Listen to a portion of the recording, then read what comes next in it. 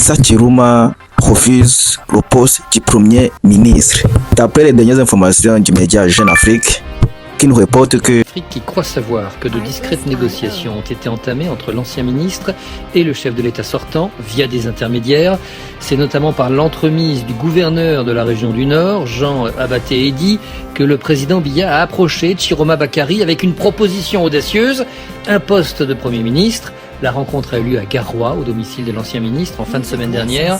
En échange de la primature et de la promotion de certains de ses proches au sein du gouvernement et dans l'administration, l'opposant devait accepter de freiner sa contestation électorale. Les émissaires du pouvoir affirment encore Jeune Afrique aurait mis dans la balance, en échange d'une reconnaissance par l'opposant de la victoire de son adversaire, une réforme express du code électoral, laquelle interviendrait avant les prochaines législatives prévues l'année prochaine. La proposition a été appuyée par plusieurs diplomates étrangers favorables à ce que Chiroma Bakary saisisse cette main tendue et favorise ainsi une sortie de la crise électorale qui s'annonce. Et toutefois, l'intéressé aurait refusé. Et oui, selon les mots d'un de ses lieutenants contacté par Jeune Afrique, Chiroma Bakary considère cette proposition comme une tentative de neutralisation politique de la part de Paul Biya. Tout ce qu'Issa Chiroma Bakary exige, c'est la reconnaissance de la vérité des urnes, affirme encore ce lieutenant. Bref, sur le terrain, l'attention reste palpable, pointe Jeune Afrique, qui affirme que le camp Chiroma Bakary prépare un plan d'action pour défendre la victoire populaire dès la publication du verdict final par le Conseil constitutionnel, qui doit intervenir donc au plus tard dimanche. Des manifestations de grande ampleur pourraient être déclenchées malgré l'interdiction de tout rassemblement public. Le président candidat, son Excellence Paul Biya, a proposé le poste du Premier ministre au candidat Issa Chiroma Bakary, Premier ministre, et a décliné et réclame sa victoire. Écoutez bien ce débat, on se reprend après. Et surtout, n'oubliez pas de vous abonner, de liker et de partager, surtout commenter. Jeune Afrique rapporte qu'après l'annonce du résultat de la présidentielle, un article révèle que le président de la République, M. Paul Biya, aurait proposé à Issa Chiroma Bakary de devenir Premier ministre. L'article précisait qu'alors que la Commission nationale de recensement des votes désignait Paul Biya vainqueur avec 53,66% des suffrages de la présidentielle au Cameroun, devant Issa Chiroma, crédité de 35,19% des voix, le bras de fer se poursuivait, l'opposant contestant d'or et déjà ses chiffres. C'est dans ce contexte, selon les informations de Jeune Afrique, que de discrètes négociations ont été entamées entre l'ancien ministre et le chef de l'État sortant via des intermédiaires. Déjà, Jeune Afrique annonçait les résultats avant même qu'ils ne soient validés par le Conseil constitutionnel, Paul Biya étant ainsi élu pour un 8e mandat avec 53,66% des voix face à Issa Chiroma qui n'en aurait récolté que 35,19%. C'est par l'entremise du gouverneur de la région du Nord, Jean Abaté, accompagné d'autres émissaires, que le président Biya aurait approché Chiroma Bakary avec une proposition audacieuse, un poste de Premier ministre. Il faut savoir qu'au Cameroun, il est d'usage que lorsque le président est francophone, le Premier ministre soit généralement anglophone, expliquant pourquoi Paul Biya a eu beaucoup de premiers ministres anglophones. Mais ici, d'après cette révélation de Jeune Afrique, le président camerounais serait prêt à outrepasser cette entente tacite pour proposer le poste à Issa Chiroma Bakary. Nouvelle d'Afrique analysera plus tard pourquoi le président camerounais aurait pu faire une telle démarche vis-à-vis de son principal concurrent. La rencontre aurait eu lieu à Goïla, au domicile de l'ancien ministre, en fin de semaine dernière.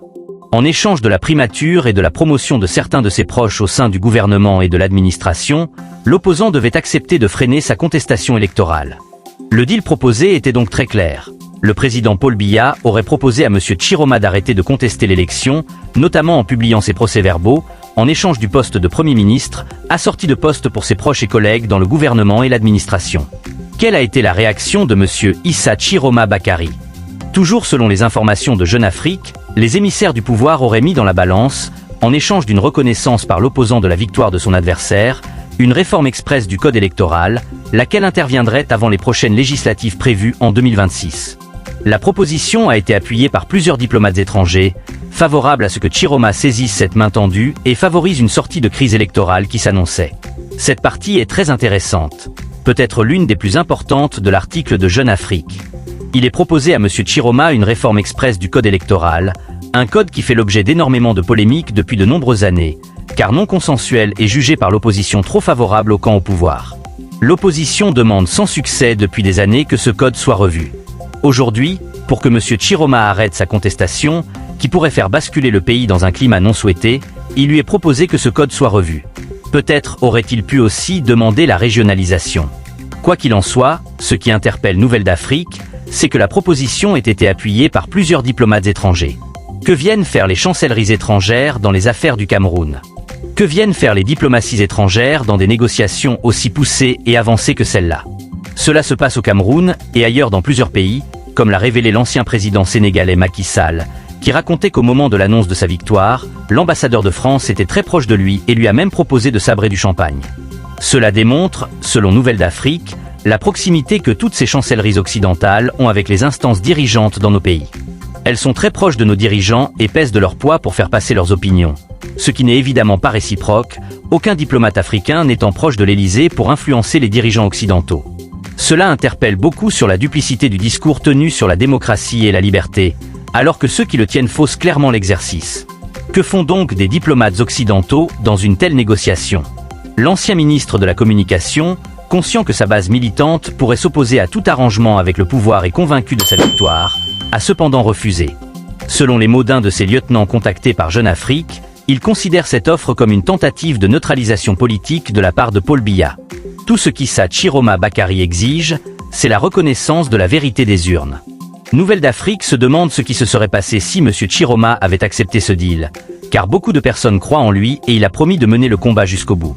Depuis, les équipes de l'opposant ont entrepris de publier les procès-verbaux et une compilation des résultats en leur possession, à partir desquels elles estiment avoir gagné la présidentielle avec 62% des voix.